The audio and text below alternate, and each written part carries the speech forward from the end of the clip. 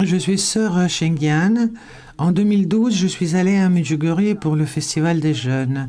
À l'époque, j'avais besoin de prendre des décisions concernant mon travail et le mariage. Je suis allée à Medjugorje à l'invitation d'un ami.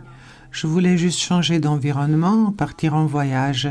Je ne savais pas ce que ce pèlerinage allait changer dans ma vie. Je pense toujours à la façon dont Notre-Dame a dit « Si tu savais combien je t'aime, tu pleurerais de joie ». Voici mon témoignage. Quand j'avais 14 ans, j'ai senti un appel. À cette époque, en lisant l'autobiographie de Sainte Thérèse de l'Enfant Jésus, j'ai ressenti l'immense amour du Seigneur et j'ai eu envie d'entrer au couvent. Mais comme j'étais trop jeune, bien sûr, ce n'était pas possible. J'ai failli l'oublier, mais quand je suis arrivée à Medjugorje, Dieu a répété cet appel par les mains de Marie. Le premier soir, après la messe du Festival des Jeunes, j'ai voulu me dépêcher et trouver un bon restaurant avec mes amis. Mais quand j'ai voulu partir, quelque chose m'a poussé à rester. Mes yeux, mes oreilles et tous mes sens ont été attirés par le grand encensoir avec le Saint-Sacrement exposé. La lumière et l'encens dans l'obscurité m'ont dit que Jésus était vraiment présent et m'appelait à rester avec lui.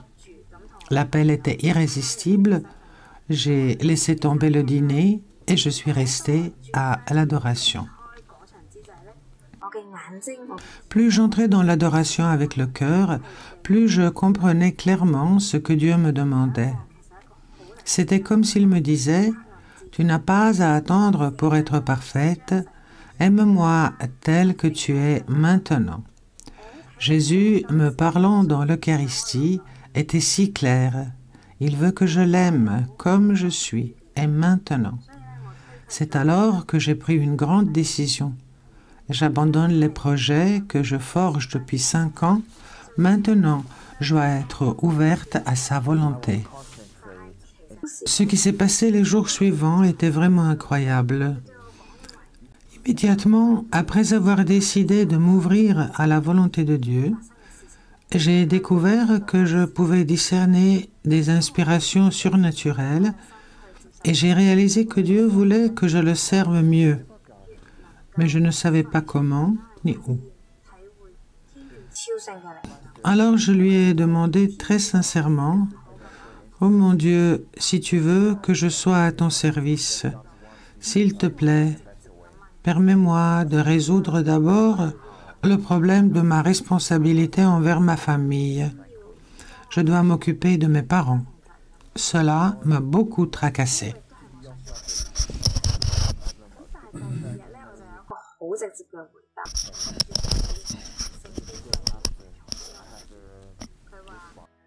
Le deuxième jour du Festival des Jeunes, j'ai reçu une réponse très directe en lisant « Je suis le pain vivant descendu du ciel, qui mangera de ce pain vivra à jamais. Qui croit en moi n'aura jamais soif. » Le lendemain, l'Évangile a dit « Ce n'est pas du pain seul que vivra l'homme, mais de toute parole qui sort de la bouche de Dieu. » Dieu me répondit par sa parole. Il s'occupera de tout. J'ai entendu ces citations bibliques plusieurs fois. Qui croit en moi n'aura jamais soif. Mais cette fois, Dieu m'a parlé personnellement. Pour moi, c'était incroyablement réel. Avec le recul aujourd'hui, je peux dire que depuis mon entrée au couvent, mes parents ont été pris en charge et notre famille s'est retrouvée dans une meilleure situation économique. Dieu tient vraiment ses promesses.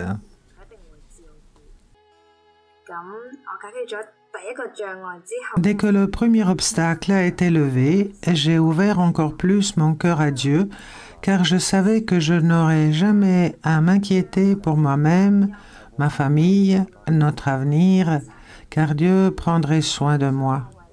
Mais mon Dieu, si tu veux que je te serve, s'il te plaît, dis-moi où je dois aller. Le lendemain, c'était déjà la fin du Festival des Jeunes. Au dernier moment, des religieuses de différentes communautés m'ont approché et m'ont donné leur brochure. Je ne pouvais pas le croire, c'était si rapide. Mais cela ne devrait pas surprendre. Medjugorje n'appartient-il pas à Marie? C'est comme si nous avions trouvé le meilleur signal pour notre téléphone portable. Medjugorje est l'endroit où nous pouvons obtenir le meilleur signal de la volonté de Dieu. Quand je suis retourné à Hong Kong, je savais clairement à quel point Dieu m'aime et à quel point il attendait que son plan se réalise. Après 9 mois de recherche, j'ai rejoint la congrégation où je suis maintenant. Notre communauté cultive la dévotion à la triple blancheur. La première blancheur est la bienheureuse Vierge Marie.